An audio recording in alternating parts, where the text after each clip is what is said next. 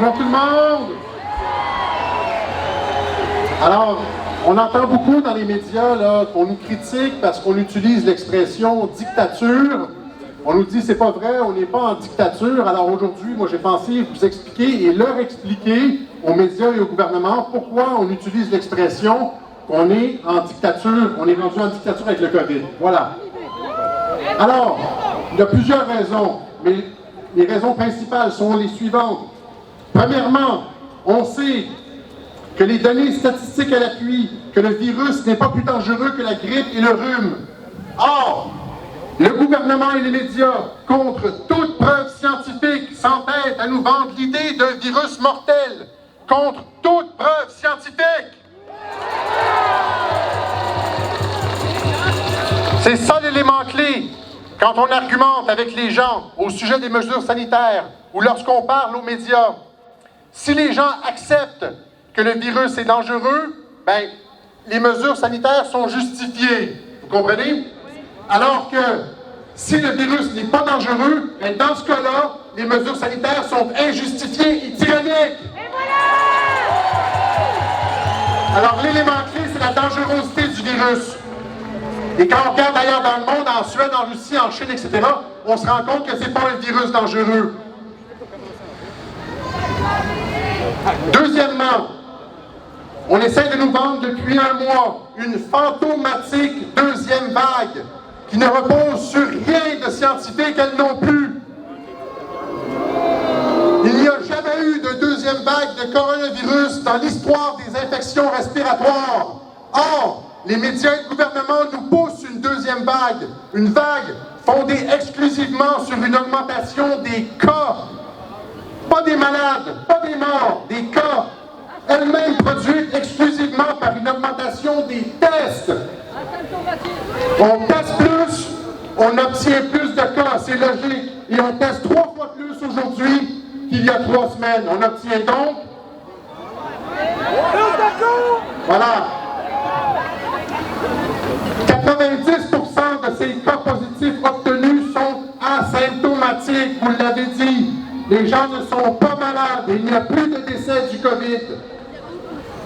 Tout ça en se basant en plus sur des tests bidons qui produisent un très grand nombre de faux positifs, jusqu'à 90% de faux positifs. Il n'y a donc plus de pandémie.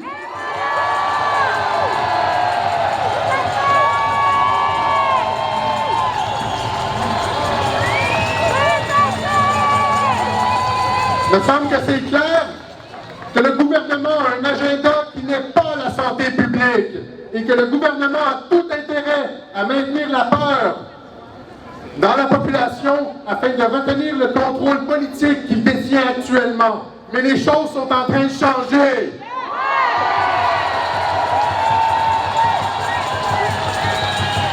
Le gouvernement, avec l'aide des médias, invoque donc une menace fantôme afin de brimer les libertés de ses citoyens et de s'octroyer des pouvoirs comme jamais un gouvernement ne l'a fait dans l'histoire moderne, en s'immisçant profondément dans la vie des gens, à l'intérieur du foyer avec nos enfants, dans les loisirs, en passant par le travail jusqu'à la sexualité. On n'a jamais vu ça.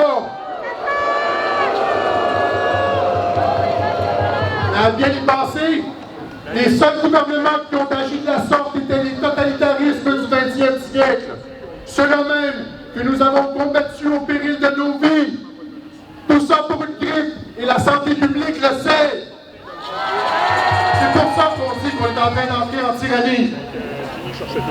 Parmi les personnes que j'ai rencontrées et à qui j'ai parlé dans les manifestations, toutes m'ont dit qu'elles respecteraient les mesures sanitaires si elles pensaient que le virus était réellement dangereux. Toutes! On est des personnes responsables. On n'est pas des crackpots comme ils essaient de nous faire passer.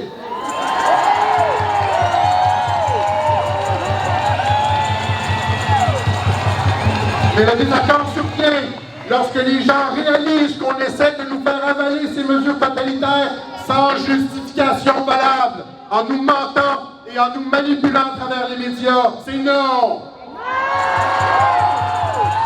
Les gens voient aujourd'hui la malhonnêteté du gouvernement et des médias. Un mouvement de réveil comme jamais dans l'histoire de l'humanité est en train de voir le jour au Québec et ailleurs dans le monde. Nous sommes en train d'écrire l'histoire. Le futur nous appartient. Nous sommes en train de créer un monde de demain. Et on le fait tout le monde ensemble. Merci beaucoup. Merci Alexis Cassette-Trudel!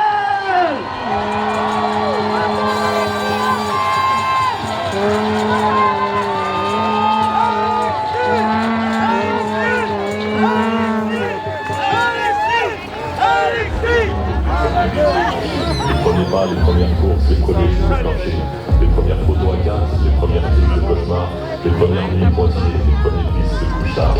On a encore les mémories et les parties de domino, les jouets qui sont trop, les matins de des journées de taf raccourcies, du matin